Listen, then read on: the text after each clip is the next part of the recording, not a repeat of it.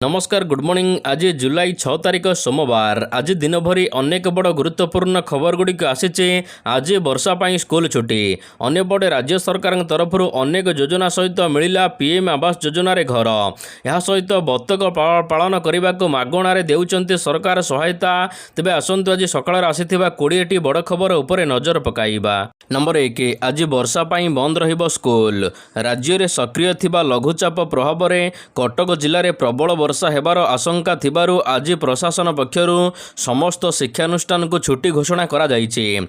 एही छुट्टी सरकारी एवं बेसरकारी स्कूल गुड़िक कराजिबो। कॉलेज एवं अंगनवाड़ी केन्द्र गुड़िक पई मध्य घोषणा करा जाइछि। ए नै जिला प्रशासन पक्षरु जारी होइछि निर्देशनामा। कटक जिले में आज प्रबलरु अति प्रबल वर्षा को पूर्वानुमान करा जाइथिबारु छात्र छात्री मानकर सुरक्षा पाई स्कूल गुड़िक आज छुट्टी रहिबो। नंबर 2, एणिके वर्ष को 4टी परीक्षा देबे छात्र छात्री। सरकारी एवं सरकारी अनुदान प्राप्त विद्यालयर तृतीय श्रेणी रु अष्टम श्रेणी पर्यंत छात्र छात्री मानकु एणिके वर्ष को 4टी परीक्षा देबाक पड़िबो। एप्रिल रु सेप्टेम्बर मास मध्यरे 2टी एवं अक्टोबर रु मार्च मास मध्यरे आउ 2टी परीक्षा हेबो। गोटिए शिक्षा वर्ष रे 4टी परीक्षा हेबो, जेउथिरे सेमानकर 1200 मार्कर मूल्यांकन कराजिबो। विद्यालय और गणशिक्षा विभाग पक्षरु ए नै विवृत्ति प्रकाश पाइछि। मार्गदर्शिका जारी सहित तुरंत कार्यकारी करने को विद्यालय गुड़ी को निर्देश दिया जाइछि। एहा सहित शिशु बाटिकारु तृतीय श्रेणी पिलामानंकर हेबनी परीक्षा। नंबर 3, आज भी राज्य में प्रबल वर्षा। बंगोपसागर सृष्टि होइथिबा स्पष्ट लघुचाप बलयटी एवं घनीभूत होई अवपातर रूप नेइछि। 24 घंटा मध्य राज्य में प्रबल अति प्रबल वर्षा संभावना अच्छी।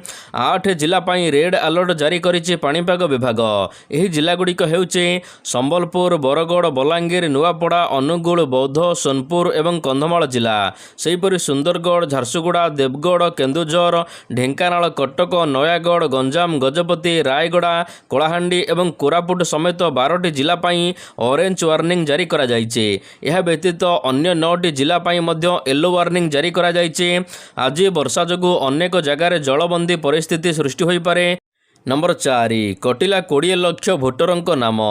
भारतीय निर्वाचन कमिशन रविवार दिन ओडिशा और मणिपुर समेत 4टी राज्य में चिठा भोटर तालिका प्रकाश करिथिबा बेले भोटर तालिकार प्राय 22,55,000 भोटरंक नाम बाद पड़िछि, जेउथिरे सर्वाधिक पाखापाखि 20,14,000 भोटर ओडिशा रु अछंती। ओडिशा रे एसआईआर पूर्वरु मोट 3,33,00,000 भोटर थिबा बेले संशोधन परे वर्तमान 3,13,00,000 भोटर अछंती। सेमानक मध्यरे 1,60,00,000 पुरुष भोटर, 1,53,00,000 महिला भोटर अछंती। भोटर तालिकारु बाद पड़िथिबा 8,32,000 भोटरंकर मृत्यु होई सारिथिबा बेले 10,07,000 भोटर अन्य आड़े चली जाइछंती। एहा सहित 1,58,000 भोटर एकाधिक स्थान रे नाम थिबारु बाद पड़िछंती। नंबर 5, ओडिशा आसुचंती उपराष्ट्रपति। जुलाई 9 तारिख में उपराष्ट्रपति सीपी राधाकृष्ण ओडिशा गस्तरे आसुचंती। तांकर एही गस्त पूर्वर ओडिशा मुख्य शासन सचिव अनु गर्गଙ୍କ अध्यक्षतार एक उच्चस्तरीय बैठक अनुष्ठित होईछि। एही बैठक में उपराष्ट्रपतिଙ୍କ सरकारी कार्यक्रम पई करा जाइथिबा समस्त व्यवस्थार समीक्षा करा जाइछि। बैठक समय रे अधिकारी माने सुरक्षा प्रोटोकॉल, यातायात, चिकित्सा सुविधा, मौलिक आवश्यकता एवं सामग्रिक समन्वय रक्षा करने उपरे विशेष आलोचना करिसंती। नंबर 6, प्रबल वर्षा रे भांगिला घर द्वार।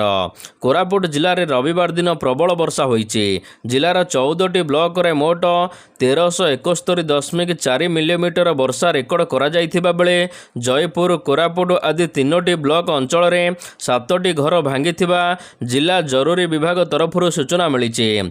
रविवार दिन जिले में हाराहारी वर्षार परिमाण 97.86 मिलीमीटर रेकर्ड करा जाइछि। सर्वाधिक 142.2 मिलीमीटर बोरीगुमा ब्लॉक रे वर्षा होइथिबा रेकर्ड करा जाइछि। आज मध्य कोरापुट जिले में वर्षा सूचना रहिथिबा पाणीपाग विभाग कहिछि। नंबर 7, इस्कन को गजपति चिठी। इस्कन रो अतिथि स्नान यात्रा रथयात्रा पालन को नहीं गजपति विरोध। इस्कन कर्तृपक्ष को चिठी लिखि असंतोष जाहिर कले गजपति महाराज दिव्य सिंह देव। तेबे इस्कन रो गवर्निंग बॉडी कमिशन को पुणी थरे चिठी लिखिले गजपति। इस्कन ପ୍ରଶାସନ ପକ୍ଷରୁ ସ୍ନାନଯାତ୍ରା ଏବଂ ରଥଯାତ୍ରା ଭିନ୍ନ ଭିନ୍ନ ସମୟରେ ହେଉଛି। ତିଥି ଅନୁସାରେ ପାଳନ କରିବା ସହିତ ଗୋଟିଏ ସମୟରେ କରିବାକୁ ଚିଠିରେ କହିଛନ୍ତି ଗଜପତି ମହାରାଜ। ନମ୍ବର 8 ପୁରୀରୁ କୋରାପୁଟକୁ ଗଡ଼ିବ ସ୍ପେଶାଲ ଟ୍ରେନ୍। ଓଡ଼ିଶାରେ ରେଳ ସଂଯୋଗୀକରଣକୁ ସୁଦୃଢ଼ କରିବା ଏବଂ ଯାତ୍ରୀ ସେବାରେ ଉନ୍ନତ ଆଣିବା ଦିଗରେ ଏକ ଗୁରୁତ୍ୱପୂର୍ଣ୍ଣ ପଦକ୍ଷେପ। ଆଜିଠାରୁ ପୁରୀ ରେଳ ଷ୍ଟେସନରୁ ପୁରୀ କୋରାପୁଟ ଉଦ୍ଘାଟନୀ ସ୍ପେଶାଲ ଟ୍ରେନ୍ ଚଳାଚଳ କରିବ ଏବଂ ବ୍ରହ୍ମପୁର ରେଳ ଷ୍ଟେସନରୁ ବ୍ରହ୍ମପୁର ଉଧନା ଅମୃତ ଭାରତ ଏକ୍ସପ୍ରେସ ଉଦ୍ଘାଟନୀ ସ୍ପେଶାଲ ଟ୍ରେନ୍ ଗଡ଼ିବ। ମୁଖ୍ୟମନ୍ତ୍ରୀ ମୋହନ ଚରଣ ମାଝୀ ଏବଂ ରେଳ ସୂଚନା ଏବଂ ପ୍ରସାରଣ ତଥା ଇଲେକ୍ଟ୍ରିକାଲ ଏବଂ ସୂଚନା ପ୍ରଯୁକ୍ତି ବିଦ୍ୟା ମନ୍ତ୍ରୀ ଅଶ୍ୱିନୀ ବୈଷ୍ଣବ ସବୁଜ ପତାକା ଦେଖାଇ ଏହାକୁ ଶୁଭାରମ୍ଭ କରିବେ। ପୂର୍ବରୁ ସପ୍ତାହକୁ 3 ଦିନ ଚାଲୁଥିବା ବ୍ରହ୍ମପୁର ଉଧନା ଅମୃତ ଭାରତ ଏକ୍ସପ୍ରେସ ଏଣିକି ପ୍ରତିଦିନ ଚାଲିବ। ନମ୍ବର 9 ଓଡ଼ିଶାରେ ବଢ଼ୁଛି ପରକୀୟା ପ୍ରୀତି ଆତ୍ମହତ୍ୟା ରେକର୍ଡ। ପ୍ରେମ ପରକୀୟା ପ୍ରୀତି ଆଉ ପାରିବାରିକ କଳହ ବଢ଼ୁଛି ଅବସାଦ। ଜୀବନ ହାରୁଛନ୍ତି ଓଡ଼ିଶାର ଯୁବପିଢ଼ି, ସରକାରୀ କର୍ମଚାରୀ। ଦେଶରେ ପ୍ରେମଜନିତ ଆତ୍ମହତ୍ୟା ସଂଖ୍ୟା କମୁଥିବା ବେଳେ ଓଡ଼ିଶାରେ କିନ୍ତୁ ଗ୍ରାଫ ଉପରକୁ ଲମ୍ବୁଛି। ଗତ 3 ବର୍ଷରେ ରାଜ୍ୟରେ ପ୍ରେମ ଏବଂ ପରକୀୟା ପ୍ରୀତି ପାଇଁ ଜୀବନ ହାରିଛନ୍ତି ଅନେକ ଯୁବକ ଏବଂ ଯୁବତୀ। ତେବେ ପ୍ରକାଶ ପାଇଥିବା NCRB ରିପୋର୍ଟ କହୁଛି 2024ରେ ରାଜ୍ୟରେ 128 ଜଣ ଆତ୍ମହତ୍ୟା କରିଛନ୍ତି ପ୍ରେମ ପାଇଁ। 2023ରେ 74 ଜଣ ଜୀବନ ହାରିଥିଲେ। 2022ରେ ପ୍ରେମ ପାଇଁ 27 ଜଣ ଜୀବନ ହାରିଥିଲେ। ତେବେ ଜୀବନ ହାରିଥିବା ବ୍ୟକ୍ତିମାନଙ୍କ ମଧ୍ୟରେ 90% ହେଉଛନ୍ତି ପୁରୁଷ। ନମ୍ବର 10 ଗୋ ମାଫିଆଙ୍କ ସୂଚନା ଲିକ୍ ମାମଲା ASI ଏବଂ କନେଷ୍ଟବଳ ନିଲମ୍ବିତ। ପୋଲିସ ବିଭାଗରେ କଳା ମେଣ୍ଢା। ଗୋ ମାଫିଆଙ୍କୁ ଗୁପ୍ତ ସୂଚନା ଲିକ୍ କରିବା ଅଭିଯୋଗରେ ମୟୂରଭଞ୍ଜ ଜିଲ୍ଲା ଝାରପୋଖରିଆ ଥାନାର ASI ଏବଂ କନେଷ୍ଟବଳଙ୍କୁ ନିଲମ୍ବିତ କରାଯାଇଛି। ଏହା ସହିତ ଜଣେ ହୋମଗାର୍ଡଙ୍କୁ କାରଣ ଦର୍ଶାଅ ନୋଟିସ୍ ଜାରି ହୋଇଛି। ଏହି କାର୍ଯ୍ୟାନୁଷ୍ଠାନ ପରେ ସ୍ଥାନୀୟ ପୋଲିସ ମହଲରେ ଚାଞ୍ଚଲ୍ୟ ଖେଳିଯାଇଛି। ତେବେ ପୂର୍ବାଞ୍ଚଳ ଆଇଜିଙ୍କ ନିର୍ଦ୍ଦେଶରେ ଗତ ଜୁନ୍ 13 ତାରିଖରେ ଗୋ ମାଫିଆଙ୍କ ବିରୋଧରେ ଏକ ସ୍ୱତନ୍ତ୍ର ଚଢ଼ାଉ ପାଇଁ ଯୋଜନା ପ୍ରସ୍ତୁତ ହୋଇଥିଲା। ଏହି କ୍ରମରେ ଝାରପୋଖରିଆ ଥାନା ଅନ୍ତର୍ଗତ 2ଟି ସ୍ଥାନରେ ଚଢ଼ାଉ କରିଥିଲା ପୋଲିସ। ମାତ୍ର ଏକ ନିର୍ଦ୍ଦିଷ୍ଟ ସଂସ୍ଥାରେ ଚଢ଼ାଉ ସମୟରେ ପୋଲିସକୁ କୌଣସି ସଫଳତା ମିଳିନଥିଲା। ଗୋ ମାଫିଆମାନେ ପୂର୍ବରୁ ସୂଚନା ପାଇସାରିଥିଲେ।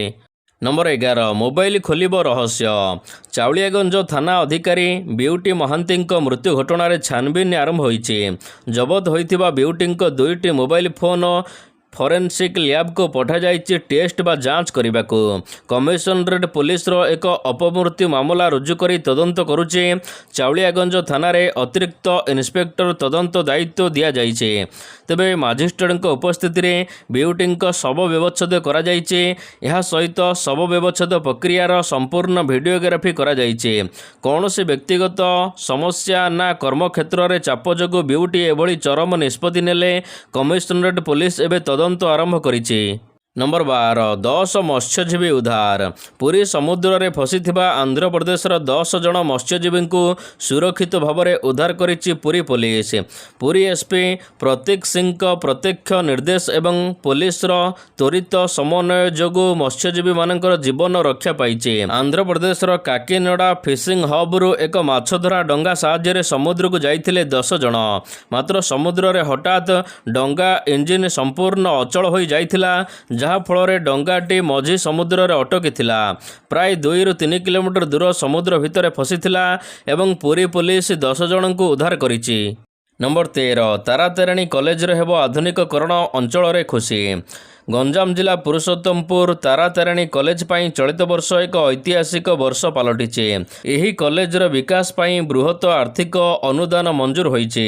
ମିଳିଥିବା ସୂଚନା ଅନୁସାରେ ଗତ ମାର୍ଚ୍ଚ ମାସରେ କଲେଜର ଭିତ୍ତିଭୂମି ବିକାଶ ପାଇଁ 2 କୋଟି ପ୍ରାରମ୍ଭିକ ଅନୁଦାନ ମିଳିଥିବା ବେଳେ ପୁଣି ଶନିବାର ଦିନ 3 କୋଟି 20 ଲକ୍ଷ 26 ହଜାର ଟଙ୍କା ଅନୁଦାନ ମିଳିଛି, ଯାହାଦ୍ୱାରା କଲେଜର ଭିତ୍ତିଭୂମିକୁ ସମ୍ପୂର୍ଣ୍ଣ ଆଧୁନିକକରଣ ସହିତ ସୁଦୃଢ଼ କରିବାରେ ଏହା ସହାୟକ ହେବ। 14 ପରିମଳ କର୍ମଚାରୀଙ୍କ ଜୀବନରେ ନୂଆ ଆଶା ଆଣୁଛନ୍ତି ସରକାର।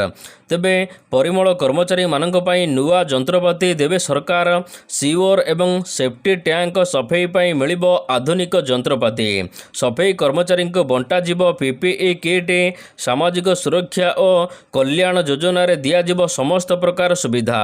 ନମ୍ବର 15 ବତକ ଚାଷ ପାଇଁ ରାଜ୍ୟ ସରକାରଙ୍କର ଆର୍ଥିକ ଅନୁଦାନ ସହିତ ମାଗଣାରେ ବତକ ଯୋଗାଇ ଦିଆଯିବ। ଯଦି ଆପଣ ଘର ଅଗଣାରେ ବତକ ପାଳନ କରିବାକୁ ଚାହୁଁଛନ୍ତି, ଏଥିପାଇଁ ସରକାରୀ ସହାୟତା ମିଳୁଛି।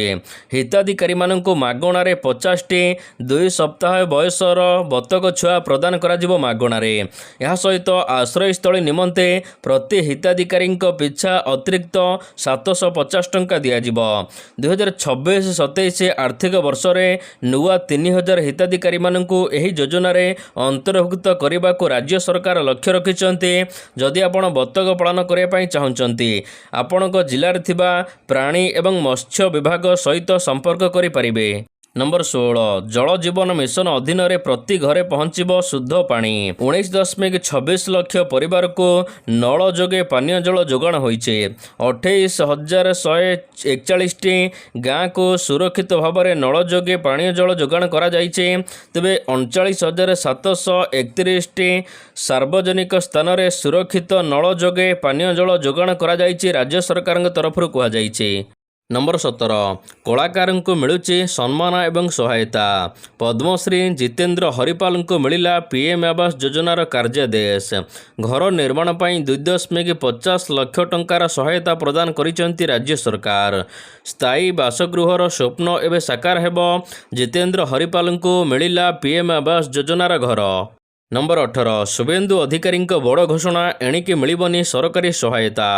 ପଶ୍ଚିମବଙ୍ଗର ମୁଖ୍ୟମନ୍ତ୍ରୀ ଶୁଭେନ୍ଦୁ ଅଧିକାରୀ ଘୋଷଣା କରିଛନ୍ତି ଯେ ଯେଉଁମାନେ 2 ଥରରୁ ଅଧିକ ଥର ବିବାହ କରିଛନ୍ତି, ଯେଉଁମାନେ ପିଲାମାନଙ୍କୁ ବାଧ୍ୟତାମୂଳକ ଟିକାକରଣ ଦେବାକୁ ମନା କରିଛନ୍ତି, ଯେଉଁମାନେ ସରକାରୀ ସ୍କୁଲରୁ କିଛି ଧାର୍ମିକ ଶିକ୍ଷାନୁଷ୍ଠାନକୁ ସ୍ଥାନାନ୍ତରିତ ହୋଇଛନ୍ତି କିମ୍ବା ଯେଉଁମାନେ ନାଗରିକ ନୁହନ୍ତି, ସେମାନେ ରାଜ୍ୟର ସାମାଜିକ କଲ୍ୟାଣ ଯୋଜନାରେ ଯୋଗ୍ୟ ହେବେ ନାହିଁ।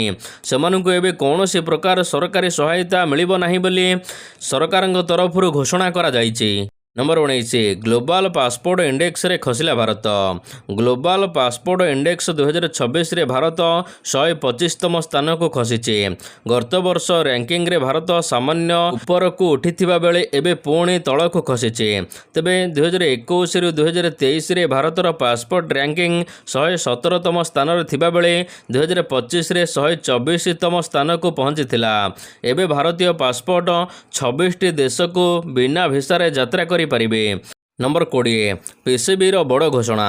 ପାକିସ୍ତାନ କ୍ରିକେଟ ବୋର୍ଡ PCB ବଡ଼ ଘୋଷଣା କରିଛି। ଆଗାମୀ ୱେଷ୍ଟଇଣ୍ଡିଜ ଏବଂ ଇଂଲଣ୍ଡ ଗସ୍ତ ପାଇଁ ବୋର୍ଡ ଟେଷ୍ଟ ଦଳ ଘୋଷଣା କରିଛି। ଏହା ସହିତ ଦଳର ଅଧିନାୟକ ପଦରେ ମଧ୍ୟ ବଡ଼ ପରିବର୍ତ୍ତନ କରାଯାଇଛି। ଷ୍ଟାର ବ୍ୟାଟ୍ସମ୍ୟାନ୍ ବାବର ଆଜମଙ୍କୁ ପୁଣି ଥରେ ଟେଷ୍ଟ ଦଳର ଅଧିନାୟକ ଭାବରେ ନିଯୁକ୍ତି କରାଯାଇଛି। ପାକିସ୍ତାନ ଦଳ ପ୍ରଥମେ ୱେଷ୍ଟଇଣ୍ଡିଜ ଗସ୍ତ କରି ସେଠାରେ 2ଟି ଟେଷ୍ଟ ମ୍ୟାଚ୍ ଖେଳିବ। ଏହାପରେ ତୁରନ୍ତ ଇଂଲଣ୍ଡ ଗସ୍ତ କରି ସେଠାରେ 3ଟି ଟେଷ୍ଟ ମ୍ୟାଚ୍ ଖେଳିବ। 2023ରେ ଟେଷ୍ଟ ଅଧିନାୟକ ପଦରୁ ଇସ୍ତଫା ଦେଇଥିଲେ ବାବର ଆଜମ। ପୁଣି ଏବେ ଥରେ ମଙ୍ଗ ଧରିବେ। ବାବରଙ୍କ ଅଧିନାୟକତ୍ୱରେ 20ଟି ଟେଷ୍ଟ ମ୍ୟାଚ୍ ଖେଳାଯାଇଛି, ଯେଉଁଥିରେ ଦଳ 10ଟି ବିଜୟୀ ହୋଇଛି।